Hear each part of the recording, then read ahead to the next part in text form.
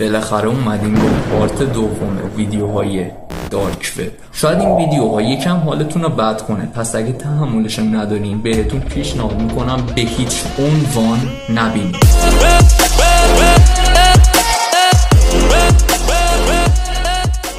سلام، امیر اسکر هستم به اسکر استایل.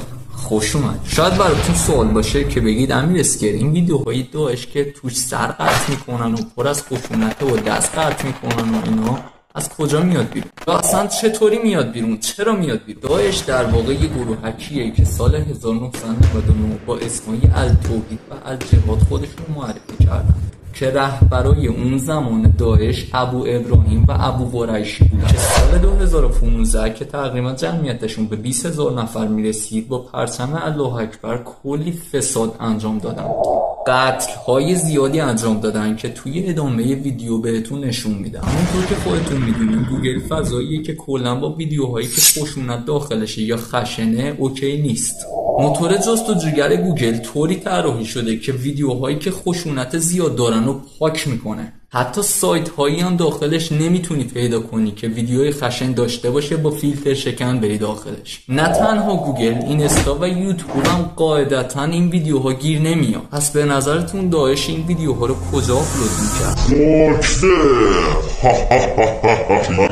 درباره دارک وب ساختم لینکش هم همین بالاست. اگه دوست داشتین اطلاعاتتون کامل شه برید این ویدیو هم ببینید حتما. در سال 2013 داعش یه سایتی توی دارک وب راه اندازی کرد که اسم سایتش هم الله اکبر بود. اوایل کار اونا فقط ترویج دین میکردن که چیز زیاد خاصی نبود فکر کنم، ولی بعدش شروع کردن به شستشو دادن مغز مردم و جوانها و استفاده از اونا توی گروهک خودشون و بعد از مدتی شروع کردن به آپلود یه سری از ویدیوها، مثلا سنگسار کردن دخترها یا قطع کردن سر آدم‌هایی که دینشون با داعش متفاوته یا توهین کردن به دین داعش. اگه توجه کرده باشین بالای همین ویدیویی که بهتون نشون دادم پرچم خود داعش بود و این ثابت میکنه که اونا یه سایتی واسه پخش کردن ویدیوهاشون داشتن و اونجا کجا بوده؟ دارک وب بوده. هممون در جریان هستیم که یه سری افراد میرفتن واسه جنگ با داعش و خیلیاشون میمردن و از شانس بعدشون خیلیاشون هم اسیر میشدن.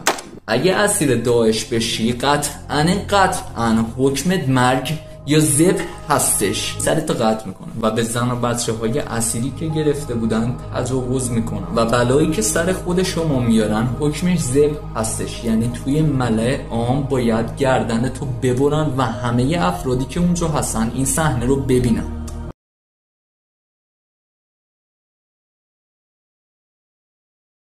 و اگه یکی از افراد خود داعش این صحنه رو نبینه یا حالش بد شه یا دوست نداشته باشه این صحنه رو ببینه، حکمش تیربار هستش. واقعا وحشتناکه.